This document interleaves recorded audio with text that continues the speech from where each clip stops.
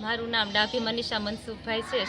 Shri Mulraj Dharamsinh NC પ્રાથમિક વિદ્યાલયમાં હું સર્વિસ કરું છું। દર વર્ષે ઉનાળાના સમયે અમે છે 1000 માટીના કુંડાનું વિતરણ કરવામાં આવે છે અને પ્રોફેસર જાની સાહેબ દ્વારા આ વિતરણ કરાવવામાં આવે છે અને અમારી શાળામાં જે ભણતા વિદ્યાર્થીઓને અને આજુબાજુના વિસ્તારના લોકોને અમે માટીના કુંડાનું વિતરણ કરીએ છીએ અને જેથી એ લોકો પણ છે ખૂબ ગૌરવની લાગણી અનુભવે છે કે જેથી દરરોજ પાણીના કુંડા વ્યવસ્થિત ભરે અને નિયમિત સાફ કરે અને આજુબાજુના પક્ષીઓ છે એમાં પાણી પીવે।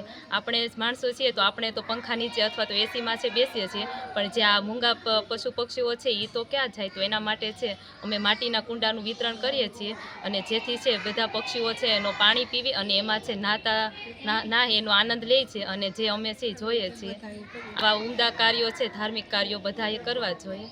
શાળામાંથી માટીના કુંડાનું વિતરણ કરીએ છીએ ત્યારે નિયમિતપણે છે એમની નોંધ લઈએ છીએ કે જેથી છે દરેક વ્યક્તિ પાણીનું જે કુંડું છે એ વિસરે અને નિયમિત ભરે કે જેથી કરીને આપણા વિસ્તારમાં જે જીવ બોલી નથી શકતું કે એ છે વ્યવસ્થિત પાણી એમાં પીવે અને નાહવાનો છે એ આનંદ લે છે અને આવા ધાર્મિક કાર્યો છે બધાએ કરવા જોઈએ કે જેથી આપણે કોઈ એક વ્યક્તિથી નહીં પણ જો આવું બધા અન્ય વ્યક્તિ કરે તો જે મૂંગા પશુ પક્ષીઓ છે તે છે ને માટીનું આપણે દર વર્ષે અહીંથી આપીએ છીએ ને।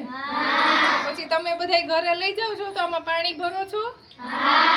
એટલે ઉનાળો છે અત્યારે તડકો બહુ પડે ને, તો અત્યારે તાપમાન છે એ વધારે હોય 40-45 ડિગ્રી તાપમાન હોય તો આપણે પાણી ઠંડુ જોઈએ ને, પક્ષીને જોઈએ ને, એટલે પક્ષીને પાણી પાવા માટે આપણે કુંડા ભરીએ ને, તો રોજ આને પાણી આમાં ઠંડુ પાણી સરસ મજાનું માટીના કુંડા છે ને એટલે સરસ મજાનું ઠંડુ પાણી રહે એટલે આપણે રોજે ભરીએ ને। પછી પક્ષીઓ પાણી પીવા આવે છે? આવે છે। કોણે જોયા છે? હા। પછી પાણી પીવે છે, આમાં નાય છે ને? પછી તમે રોજે આ કુંડું છે એ નીચળીને ભરો છો ચોખ્ખું પાણી? તો આ બધાએ છે ને અહીંથી પાછા ફરીવાર આ વખતે કુંડા આપવામાં આવશે તો તમારે બધાએ આમાં પાણી ભરી અને સરસ મજાનું ચોખ્ખું પાણી પક્ષી માટે ભરવું હો ને। તમે આમ નામ આપતા રહ્યો।